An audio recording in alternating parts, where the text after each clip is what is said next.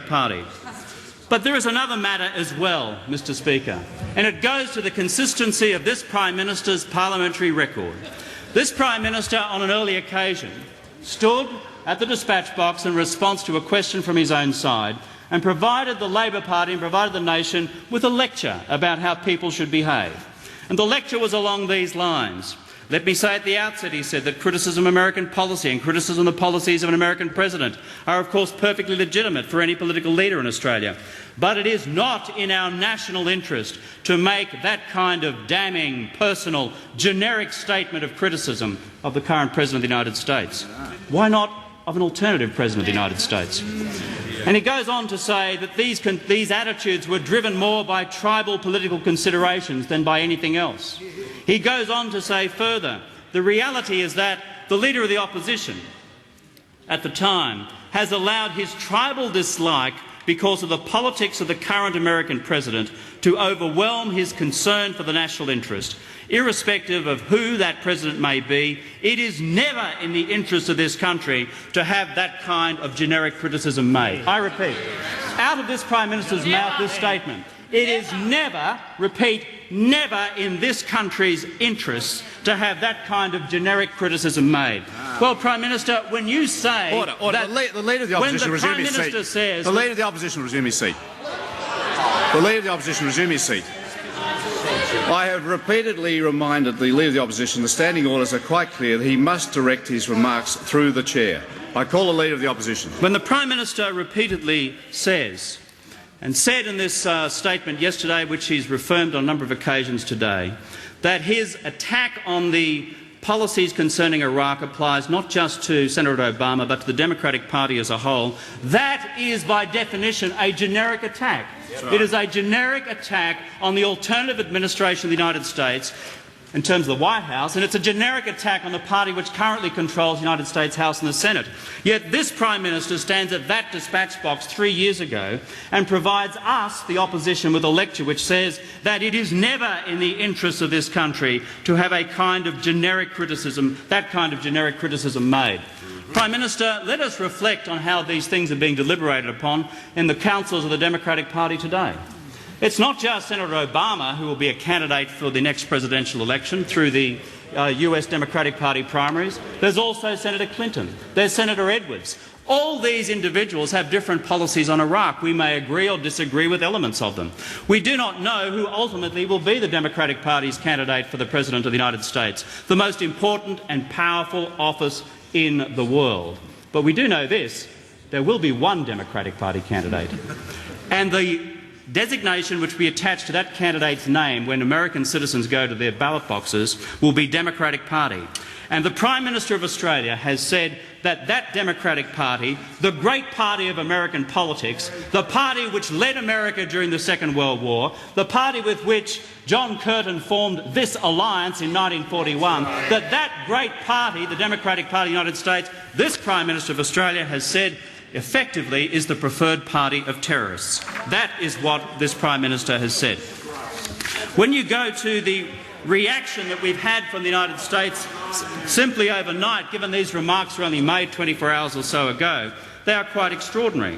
We have Democratic Senator Ron Wyden saying the most charitable thing that you can say about Mr Howard's comment is that it's bizarre. We'll make our own judgments in this country with respect to elections, and Barack Obama is a terrific public servant. But lest it be assumed that we are making some partisan recourse to a Democratic Party critique, of this Prime Minister's foreign policy pronouncements, let us also see what leading Republicans have said. Texan Republican, known to be a very conservative state, Texas, Texan Republican Senator John Cornyn says, quote, "I would prefer that Mr Howard stay out of our domestic politics." Texan Republican, "I would prefer that Mr Howard stay out of our domestic politics, and we will stay out of his domestic politics," unquote. You see, you have comments now of that type, of that calibre, of that content, ricocheting around the US body politic, and the Prime Minister assumes that this is just a trifling matter. It doesn't have an effect. Well, Prime Minister, when it comes to the operations of the Congressional Liaison Office at our embassy in Washington, and the Prime Minister is aware of its operations as much as I am, It has to deal on a day-to-day basis with members of the Congress, members of the House and members of the Senate, including these individuals as well. And now the obstacle that they'll confront as they go into the door to lobby on behalf of Australian farm interests, represented by the National Party from time to time, represented by other key elements of the Australian economy, they will now have this threshold problem to deal with. You're from the country whose Prime Minister says that our party is the preferred choice of terrorists. Now, Prime Minister, that presents an operational obstacle to our men and women in the field. I do not understand, Prime Minister, how you can remain stubborn and standing by those statements simply to preserve your own political reputation from yesterday. The national interest, Mr Speaker, demands that the Prime Minister account to the Parliament properly and use this forum, which the nation gives us, to set the record straight. Prime Minister, if the Prime Minister did not mean that, Prime Minister, stand at this dispatch box and say that your Prime Minister got it wrong. Prime Minister, a week ago, the Prime Minister did this on the question of climate change. The Parliament's challenge to the Prime Minister to do today is the same when it comes to Iraq. If a week ago the Prime Minister could marshal the courage to come in here and say that on climate change when he got it wrong, the challenge for the Prime Minister today is to do the same on Iraq. When we look at the future and we look at how this Iraq debate is going to unfold in the period ahead, one thing is for certain: our alliance with the United States is critical. It's no secret that we on this side of the House voted against the Iraq war, and we did so proudly, having considered the arguments which were put by the government and the administration at the time. The decision taken at that stage was absolutely right. It was voted on by every member of this House. We, the Labor Party, voted to a woman and a man against it. They on that side voted for it. 4 years down the track, let us think about where this war has got us. The Prime Minister has invested $2 billion of Australian taxpayers' dollars in this war. This war has become the greatest single foreign policy and national security policy disaster that our country has seen since Vietnam. This Prime Minister said that our troops would be in Iraq for a matter of months. That was 4 years ago. This Prime Minister said that the purpose of the Iraq war was to reduce the global terrorist threat. It has done the reverse. This Prime Minister said we had to go to war to eliminate Iraqi chemical and biological weapons. And what turned out to be the case was that there were no such weapons. The Prime Minister's debating point is that those on this side of the House took the Prime Minister at his word. Prime Minister, here's the difference. Here's the difference. We on this side did not believe there was a sufficiently strong case to go to war. You on that side took that decision.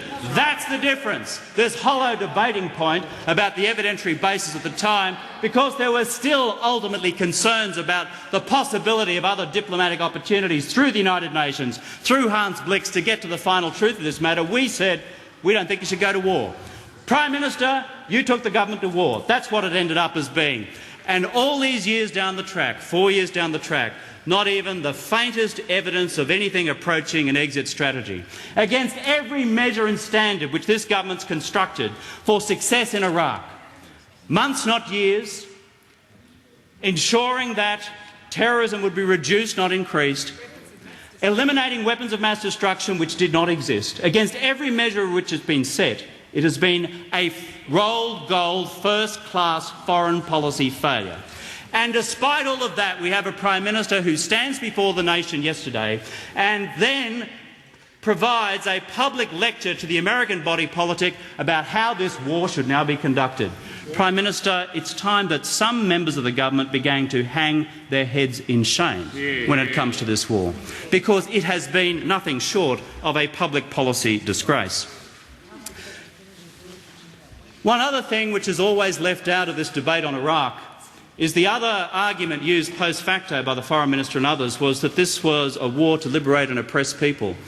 Prime Minister, I'm not quite sure how we justify selling that message to the 60,000 plus Iraqi civilians who now lie dead since the war.